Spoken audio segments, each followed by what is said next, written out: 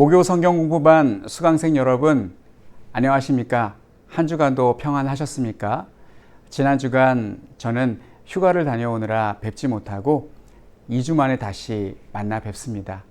하나님의 은혜와 성도님들 덕분에 휴가를 잘 다녀왔는데도 여전히 날씨가 너무 무더워서 이처럼 시원한 계곡과 폭포가 생각나는 계절입니다. 이런 때는 열사병에 걸리지 않도록 가능한 외출을 자제하시고 댁에서 온라인으로 성경 공부하는 것이 최고의 피서인 것 같습니다.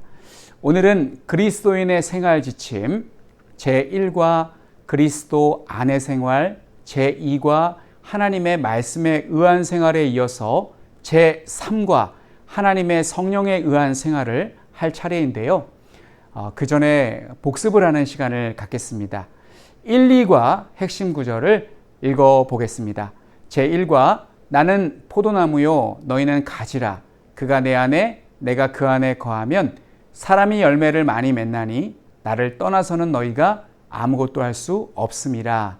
요한복음 15장 5절 말씀. 제2과 핵심 구절. 지금 내가 여러분을 주와 및 그 은혜의 말씀에 부탁하노니 그 말씀이 여러분을 능히 든든히 세우사 거룩하게 하심을 입은 모든 자 가운데 기업이 있게 하시리라. 사도행전 20장 32절 말씀. 그리고 오늘 3과 핵심 구절을 읽어보겠습니다. 로마서 8장 14절 말씀입니다. 무릇 하나님의 영으로 인도함을 받는 사람은 곧 하나님의 아들이라. 이 말씀은 하나님의 자녀는 하나님의 영으로 인도함을 받아야 된다는 말씀입니다.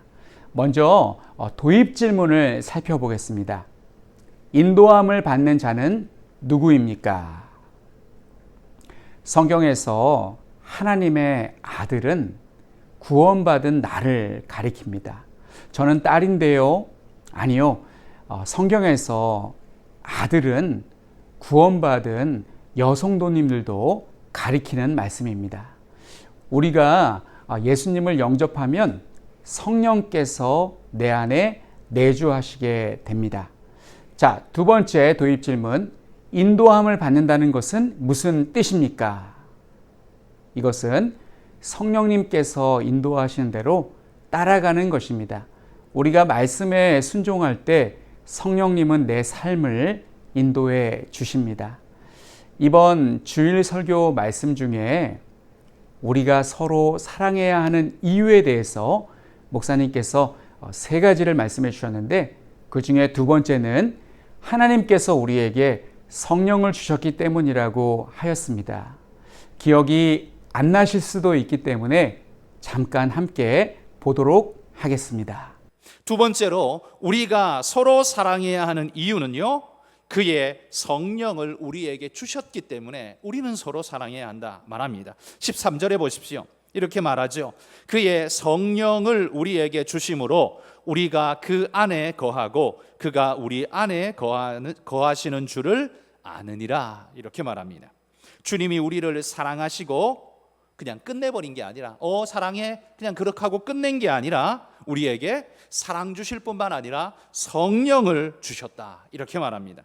그런데 여러분, 우리에게는 어떻습니까? 주님이 우리에게 사랑의 선물을 주실 뿐만 아니라 그 사랑이 역사하고 인도하고 붙잡아 주도록, 그 사랑을 붙잡아 주시도록 우리에게 성령을 우리 모든 믿는 자에게 주셨다라는 사실입니다. 고린도후서 1장 22절에 이렇게 말합니다. 그가 또한 우리에게 인치시고 보증으로 우리 마음에 성령을 주셨느니라. 이렇게 말합니다. 보신 것처럼 우리는 성령을 받았기 때문에 성령의 인도하신 대로 살아야 합니다. 그동안 장로교 신자들은 성령을 강조하는 다른 교단에 비해서 성령 충만에 대한 강조가 약한 편입니다. 그래서 우리는 성령에 대해서 관심을 가져야 하고 어떻게 하면 성령 충만할 수 있을까를 늘 고민하며 힘써야 합니다. 성령 충만을 추구하며 노력하며 애쓰는 것은 신앙생활을 열심히 하려고 하는 올바른 자세라고 할 수 있겠습니다. 학자들이 연구한 바에 의하면 장로교의 효시라고 할 수 있는 존 칼빈도 설교 사역, 성경 해석, 기도 생활, 각종 목회 활동에서 성령의 감화력을 강조한 성령 신학자였다고 합니다. 이처럼 우리도 성령 충만을 추구하며 성령의 인도를 받기 힘쓰는 것은 신앙생활을 광신적으로 잘못하는 것이 아니라 이것은 성경적으로 잘하는 것입니다.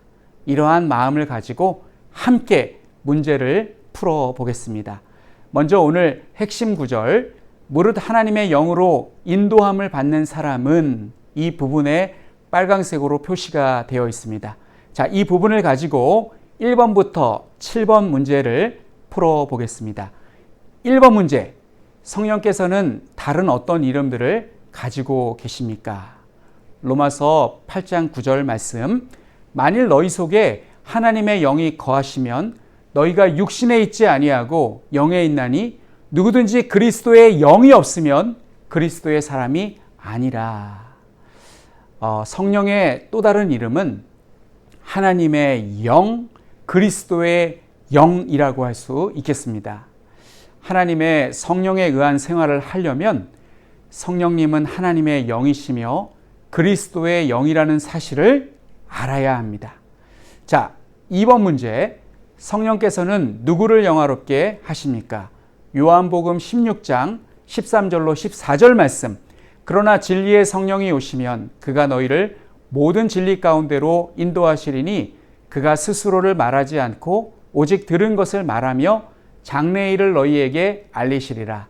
그가 내 영광을 나타내리니 내 것을 가지고 너희에게 알리시겠습니다.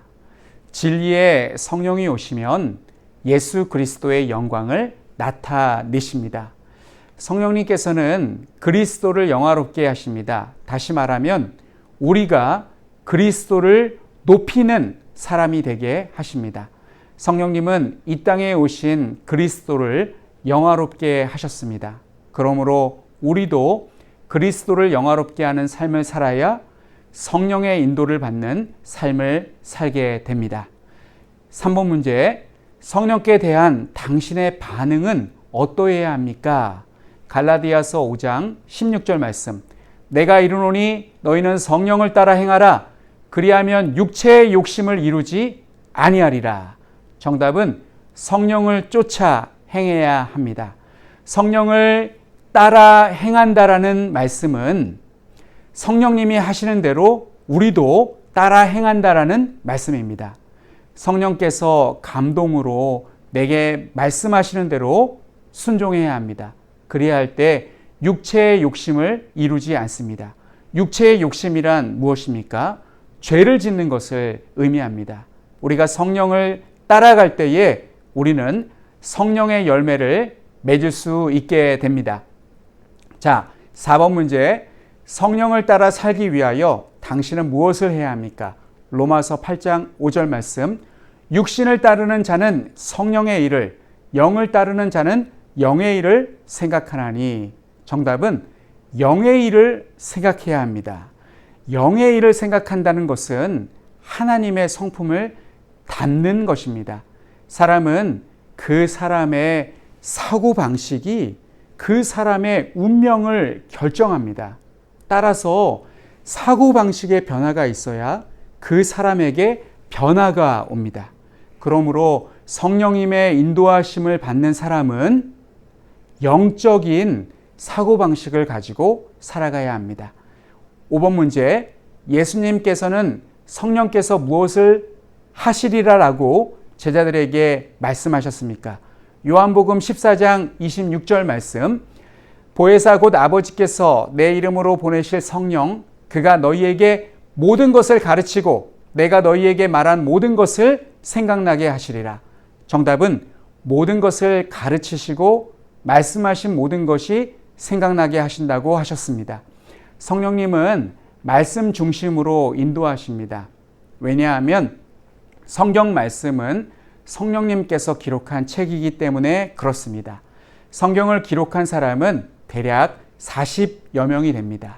그런데 각자 다른 곳에 살고 또 시대를 달리하고 있어도 서로 한 번도 만난 적이 없어도 그들이 똑같은 내용을 기록하고 있는 것은 성경의 저자가 그들을 통해서 기록하게 하신 분이 바로 성령님이시기 때문에 그렇습니다. 자, 6번 문제. 성령께서는 당신을 위해 무슨 일을 하십니까? 고린도전서 2장 12절 말씀. 우리가 세상의 영을 받지 아니하고 오직 하나님으로부터 온 영을 받았으니 이는 우리로 하여금 하나님께서 우리에게 은혜로 주신 것들을 알게 하려 하심이라. 정답은 하나님께서 우리에게 은혜로 주신 것들을 알게 해 주십니다. 은혜로 주신 것들을 알게 될 때 성령님의 인도하심을 받는 사람은 어떠한 경우에도 감사하고 찬송하고 기도하며 살아갑니다. 즉 우리가 기도할 때 기도 응답을 받을 수 있는 것은 모두 하나님의 은혜입니다. 기도 응답이 하나님의 은혜임을 깨닫게 해주시는 분이 바로 성령님이십니다. 성령님께서 내 안에 계시기 때문에 죄사함 받음과 구원, 기도 응답과 인도하심이 모두 하나님의 은혜임을 깨닫게 됩니다.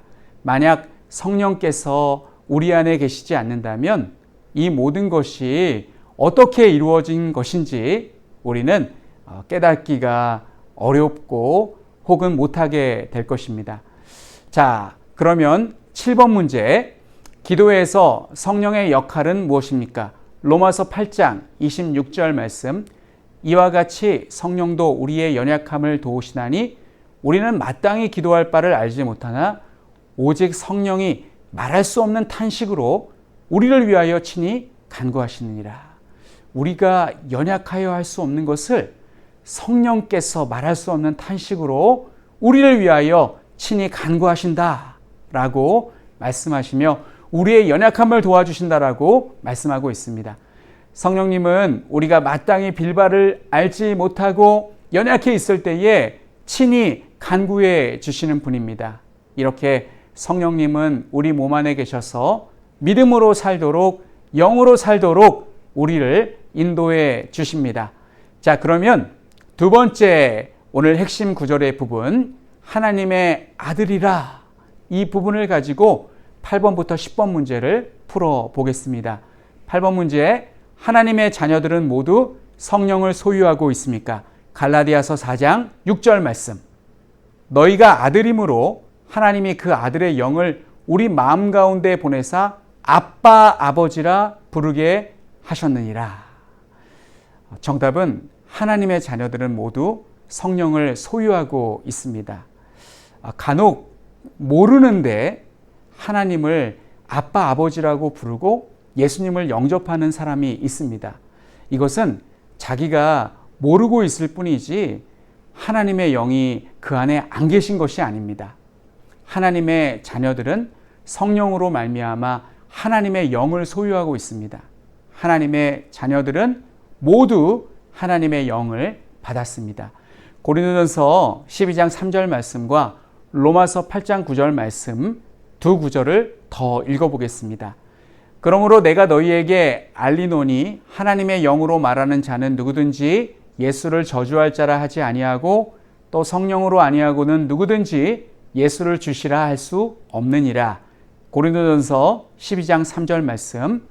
만일 너희 속에 하나님의 영이 거하시면 너희가 육신에 있지 아니하고 영에 있나니 누구든지 그리스도의 영이 없으면 그리스도의 사람이 아니라.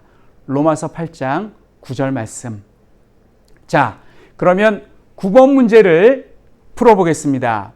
성령께서는 어떤 방법으로 당신이 하나님의 자녀인 것을 증거해 주십니까? 로마서 8장 16절 말씀.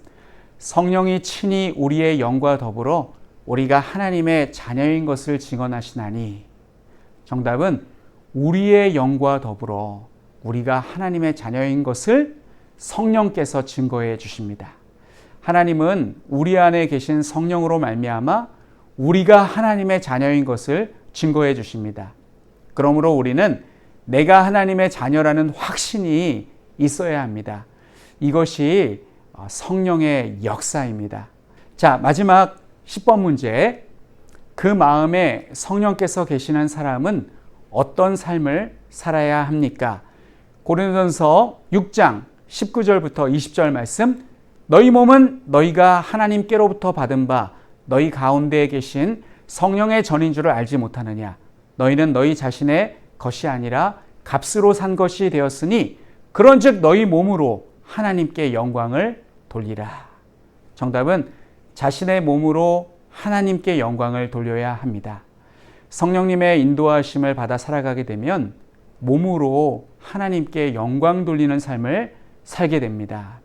성령님이 내 안에 계셔서 내 몸을 하나님의 영광의 도구로 사용하십니다. 성령님은 우리 몸에 대해 더 이상 내 몸이 아니라 하나님이 거하시는 성전이요 주님의 몸의 지체라는 생각을 심어주어 하나님의 선한 도구로 살아가게 하십니다. 하나님을 기쁘시게 하며 영광 돌리는 삶을 살도록 이끌어 가십니다. 자, 마지막으로 적용하기의 시간입니다. 적용하는 시간은 열매 맺는 시간이고 오늘 우리가 배운 말씀을 우리 삶에 실천해 보는 내 것으로 만드는 내가 직접 함으로써 내 몸으로 직접 체득하는 그런 귀한 시간입니다. 적용 첫 번째, 여러분은 성령님의 인도하심과 아닌 경우를 분별할 수 있는 지혜가 있으십니까? 성령님의 인도하심에 대한 우리가 쉽게 빠질 수 있는 두 가지 극단적인 그런 함정이랄까요? 잘못된 태도가 있습니다. 첫째는 성령님이 내 안에 계시기 때문에 지금부터 내가 하는 모든 것은 성령님께서 하시는 것이다라고 생각하는 것입니다. 이렇게 생각하는 사람은 하나님께서 나를 인도해 주실 것이기 때문에 나는 아무것도 할 필요가 없다고 생각하여 자신이 판단해서 결정을 내려야 할 때 그 시기를 그만 놓쳐버리고 맙니다. 예를 들면 어떤 사람이 물에 빠져서 허우적거리고 있었습니다. 이 사람은 하나님께 기도하면 하나님께서 살려주실 줄 믿고 열심히 기도하기 시작했습니다. 하나님, 물에 빠진 저를 살려주십시오. 저를 구원해 주십시오. 열심히 기도했습니다. 하나님, please help me 하면서 하나님께 도움을 요청했습니다. 그러자 그 비명 소리를 듣고 구조선이 다가왔습니다. 구조대원이 손을 내밀며 말합니다. 얼른 제 손을 잡고 배에 오르십시오. 그러자 이 사람은 당돌하게도 구조를 거절했습니다. 이유는 하나님께서 나를 구원해 주실 것이기 때문에 구조대원에게 그냥 가라고, 나는 괜찮으니까 그냥 가라고 돌려보내버리고 말았습니다. 그리고 이 사람은 사력을 다해서 더욱 열심히 기도했습니다. 그러자 다른 구조대원이 또 이 사람을 구하기 위해서 다가왔습니다. 더 이상 힘이 남아있지 않았지만 이번에도 이 사람은 구조대원을 보냈습니다. 구조대원의 손을 뿌리쳤습니다. 그리고 안타깝게도 더 이상 구조대원은 오지 않았고 이 사람은 물에 빠져 죽고 말았습니다. 그리고 천국에 가서 하나님께 항변했습니다. 하나님, 저는 부양해야 할 가족도 있고 아직 할 일도 남아있는데 저를 이렇게 허망하게 데려가시면 어떡합니까? 왜 저를 살려주지 않으셨습니까? 그러자 하나님께서 그에게 이렇게 말씀하셨다고 합니다. 내가 너의 기도를 듣고 2번이나 구조대원을 보내지 않았느냐? 이처럼 모든 것을 다 하나님의 뜻으로 맡겨버리면 이런 문제가 발생하게 됩니다. 그래서 우리는 하나님의 뜻을 잘 분별하여서 내가 해야 하는 역할도 있다라는 것을 유념하고 잘 생각하고 하나님의 인도하심을 받으며 결정을 내려야 할 때, 판단을 해야 할 때 그 기회를 놓치지 말아야 합니다. 자, 두 번째는 모든 상황이 잘 맞아떨어지면 마치 성령님께서 인도해 주시는 것 같은 착각을 하기가 쉽습니다. 심지어 내가 기도한 대로 된다고 그것을 섣불리 성령님의 인도하심과 하나님의 뜻이라고 생각해서는 안 됩니다. 마치 요나가 하나님께서 니느웨로 가서 하나님의 심판 메시지, 경고의 말씀을 전하라고 했을 때 그게 싫어서 니느웨로 가지 않고 다시스로 갔는데 마침 다시스로 가는 배가 있었습니다. 요나는 그것을 하나님의 뜻이라고 생각하고 그 배를 탔습니다. 그러나 그것은 우리가 다 알고 있듯이 하나님의 뜻이 아니었습니다. 제가 섬겼던 담임 목사님 중에 한 분은 장로교보다는 순복음교회 스타일이라고 할 수 있을 정도로 기도를 엄청 열심히 하시는 분이셨습니다. 이 목사님은 처음 예수님을 영접하고 신앙을 가졌을 때 받은 은혜가 너무 커서 넘치는 열정을 주체할 수가 없어서 금요일마다 지방의 그 구국기도회라는 곳을 가셔서 철야 기도를 하고 다음날 아침에 내려오셨다고 합니다. 전도사 때 이 목사님 밑에서 부교역자 생활을 하면서 기도 훈련을 받은 것은 저에게 참 감사한 일이었습니다. 한 번은 이렇게 열심히 기도하시는 목사님과 사모님께서 겪으신 이야기를 해주셨습니다. 사모님은 쌍둥이셨는데 사모님의 언니도 믿음이 좋으셨습니다. 사모님 언니가 기도를 하던 중 모든 상황과 일이 자기가 원하는 방향으로 흘러갔습니다. 그야말로 만사형통이란 바로 이런 때를 두고 하는 말같이 여겨졌습니다.